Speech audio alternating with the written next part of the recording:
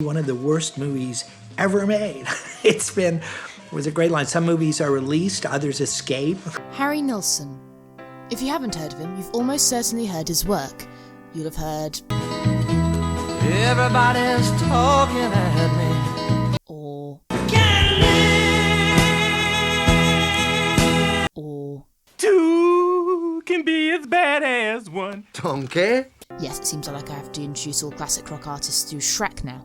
He was a highly prolific songwriter throughout the 70s and is credited with creating both the first remix album and the first mashup song. The latter was a cover of You Can't Do That by the Beatles, which included lines from 18 other Beatles songs in backing vocals. This gained the attention of the Beatles themselves, primarily John and Ringo, who he spent a lot of time drinking with in Los Angeles in the 70s. At the time, Ringo was not only pursuing a solo career, but was also concentrating on acting and filmmaking, having just finished directing the T-Rex concert film Born to Boogie. He started developing a rock and roll vampire film and invited Nilsson on board. Nilsson had assumed that this was because his last album, Son of Schmilsson, had a vampire theme to the cover. However, Ringo somehow didn't realise this until afterwards, despite drumming on said album. I'm not sure why he envisioned Nilsson of all people as the lead, considering his only acting roles were a bit part in Skidoo, which he did the soundtrack for, and a guest appearance in a sitcom. Nilsson didn't even have that much experience performing live, as he never toured. My only guess was that he just wanted to find an excuse to work with his best friend.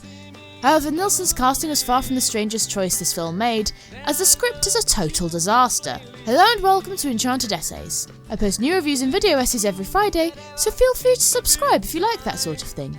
In this video, I will break down the reasons why the script of the 1973 film Son of Dracula failed and how it could have been improved. The film was directed by Freddie Francis, a renowned cinematographer who directed several British horror films in the 70s.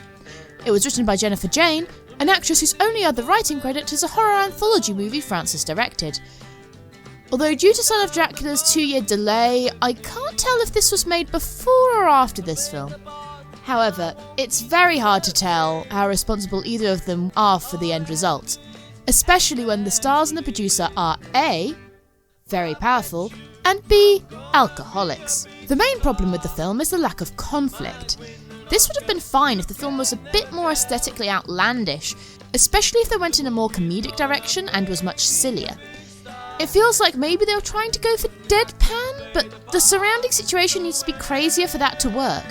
Deadpan humour works best when it's working in contrast with the goofy situation surrounding it, like Zucker Abraham Zucker parody movies. This woman has to be gotten to a hospital. A hospital? What is it? It's a big building with patients, but that's not important right now. If they went further in this direction, it would probably be close to what they advertised. Horror at its funniest. Zucker Abraham Zucker would actually make a parody film that would combine the conventions of rock and roll and movies with other genres in top secret. I can't even identify the attempts at humour, although maybe the mess of plot threads at the end are supposed to be funny. Although the women in this film do have large chests. This is a British film from the 70s, so I'm pretty sure that counts as an attempt at humour. It still probably would have needed more conflict, but it wouldn't have mattered so much. I feel like being an anti-Graham Chapman going into this film and saying, "Stop this, not silly enough, not silly at all. His hair's too long to be a real vampire."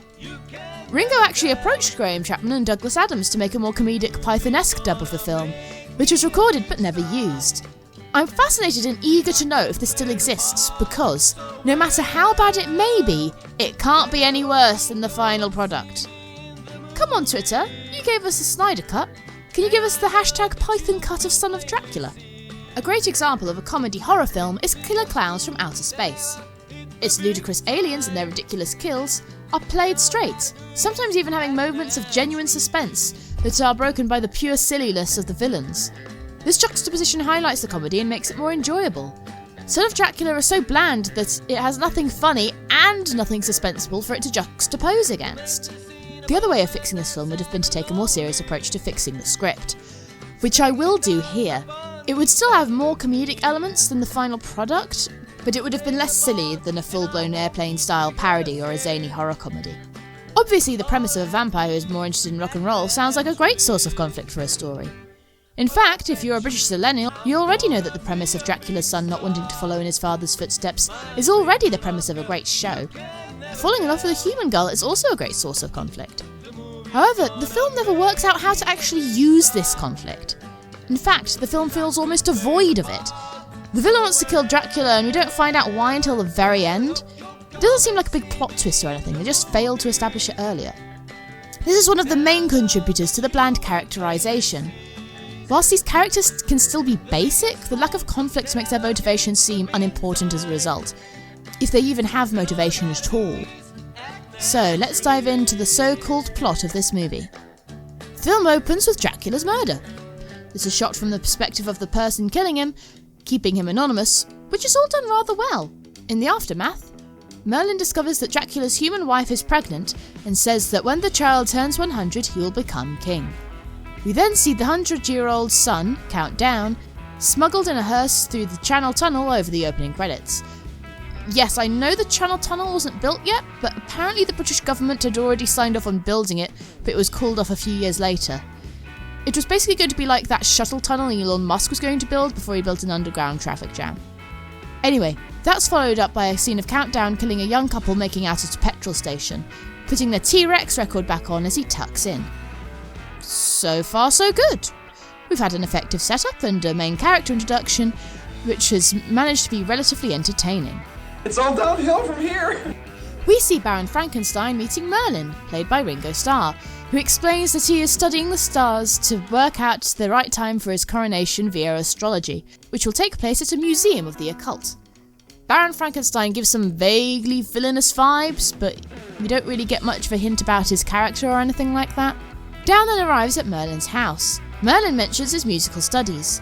Whilst the Count's interest in music sounds like it may be a source of conflict between him and the Netherworld, but no one seems to oppose his interest in music at all, and it never interferes with his royal duties. In fact, he is asked to give an official performance later in the film. Down then goes for a walk through London, which is one of the best moments of the film, with the flashing neon and the echoey soundtrack. We then see that Count Down was not on the prowl for prey, but searching for music, playing in a local bar. This doesn't really do much that hasn't already been established. We already know he likes music.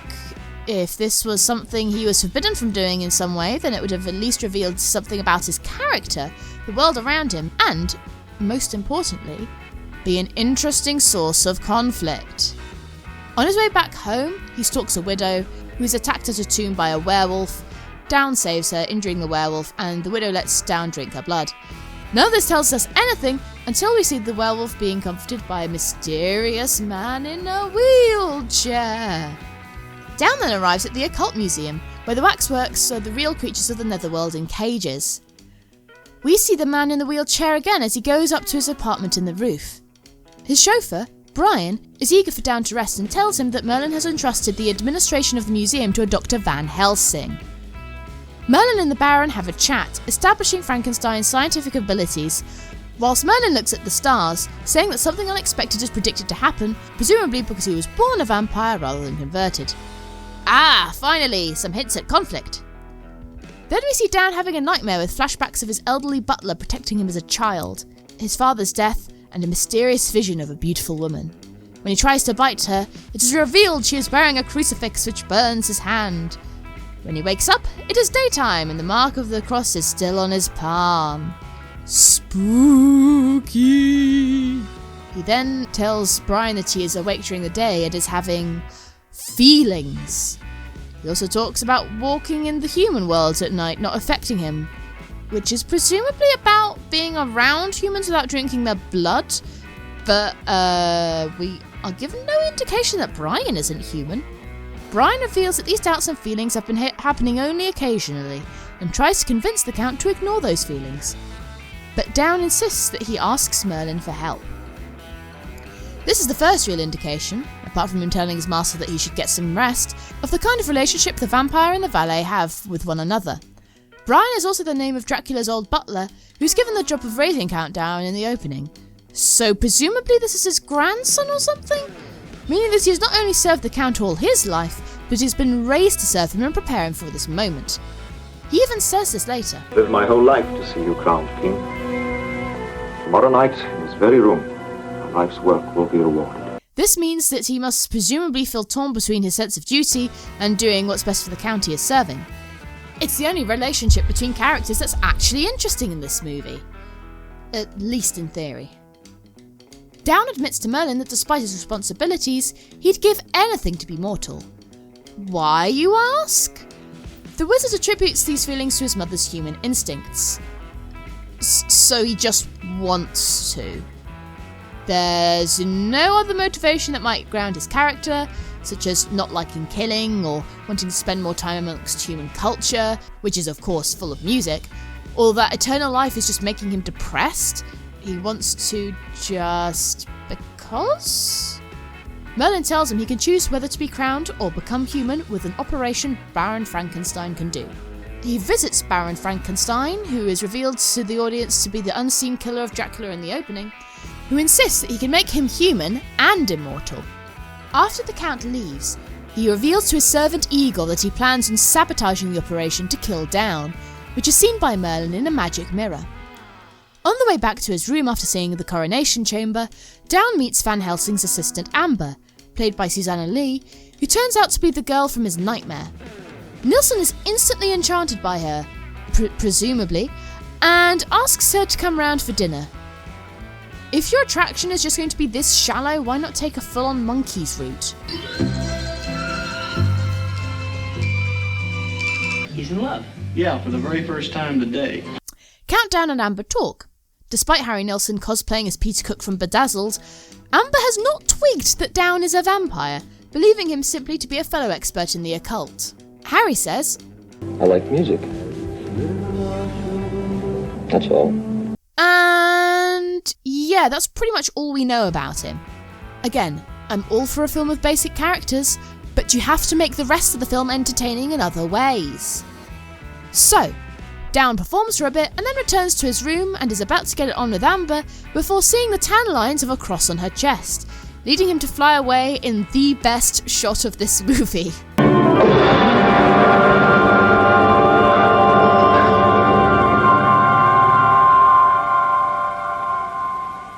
He arrives at the grave for some widow action, only to enter an empty tomb. He opens the coffin only to see a vision of himself! So yeah, presumably there's something to do with Down's fear of mortality, I guess? He then runs into Van Helsing, who tells him that being immortal with everlasting life would be depressing, and he would be unable to feel love, and that he could perform the operation, even though he's a psychologist? But that's not all. She's human, of course, but at the moment her behaviour is being controlled. If you're wondering how a romance can happen when one character has no control over themselves, congratulations! You've already put more thought into this movie than the people who made it. Van Helsing then tells him he needs to tell Amber. How could she possibly accept the truth about me? She'd think of me as a monster. Oh, this could be an interesting source of conflict. How will she react to him being a vampire? How will she react to the fact he's giving up immortality to be with her? How will she react to discovering that the supernatural creatures she dedicated her life to studying and the movie skips her finding out completely because God forbid a scene with any actual conflict would take place in this movie. Anyway, Down chooses Van Helsing's experiment so he can feel love, which enrages Baron Frankenstein.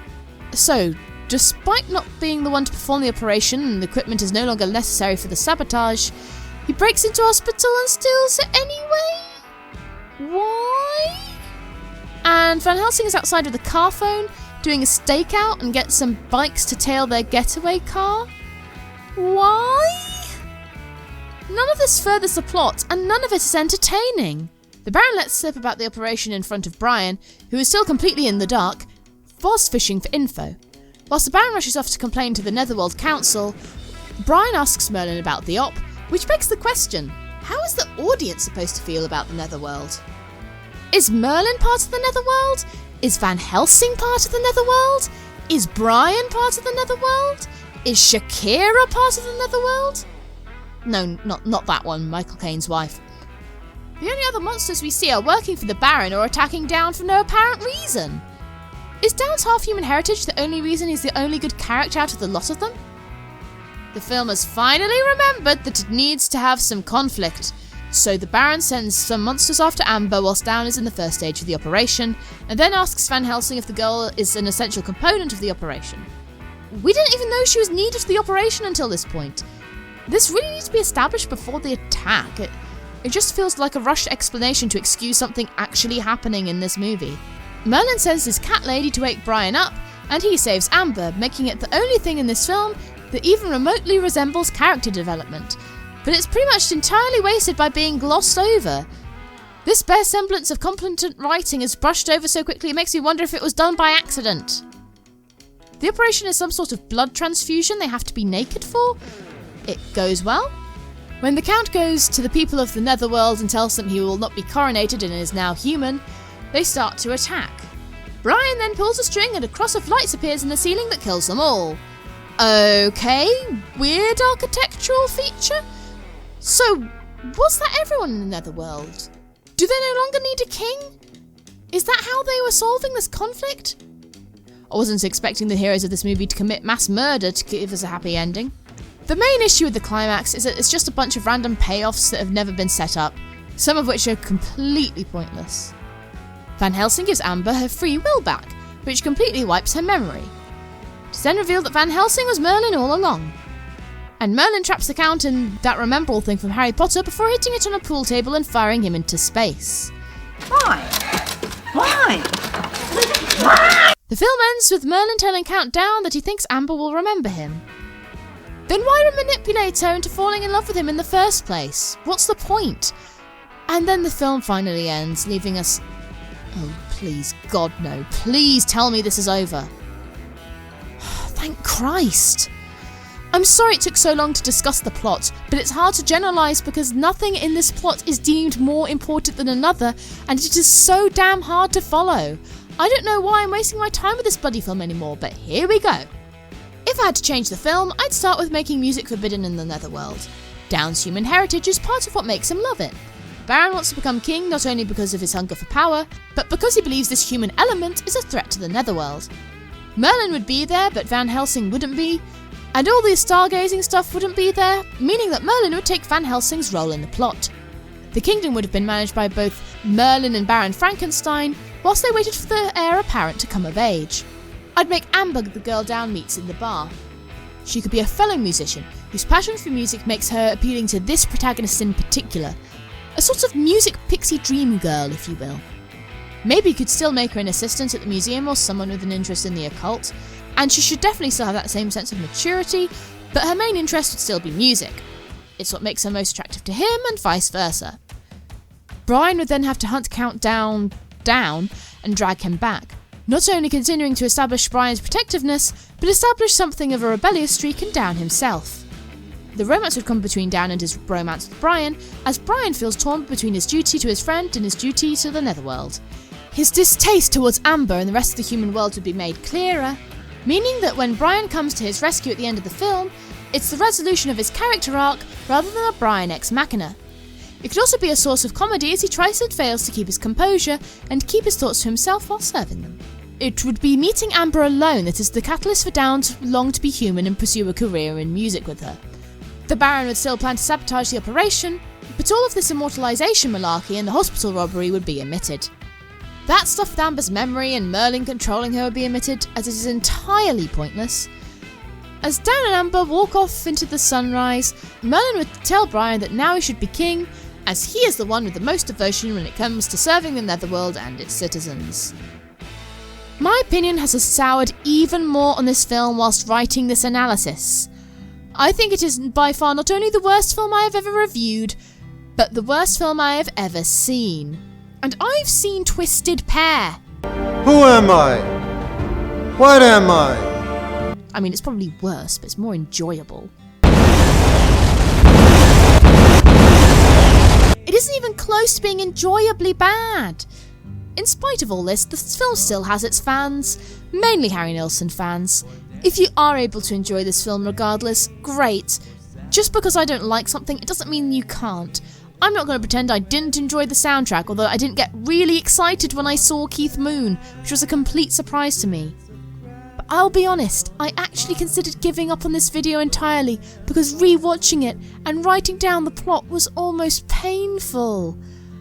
I still love Harry's music though, and I'm definitely going to be reviewing a few more of the films he contributed to in the future, so make sure you subscribe if you want to see that, and let me know in the comments which one you want to see me discuss first.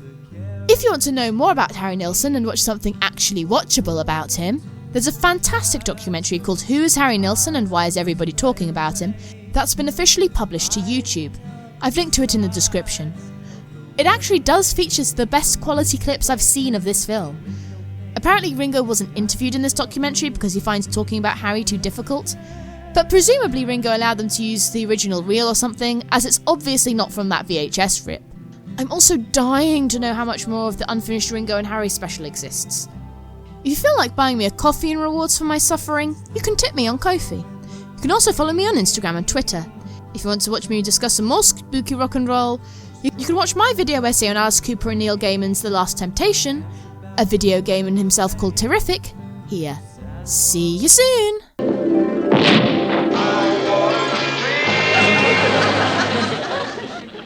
I never want to see you again.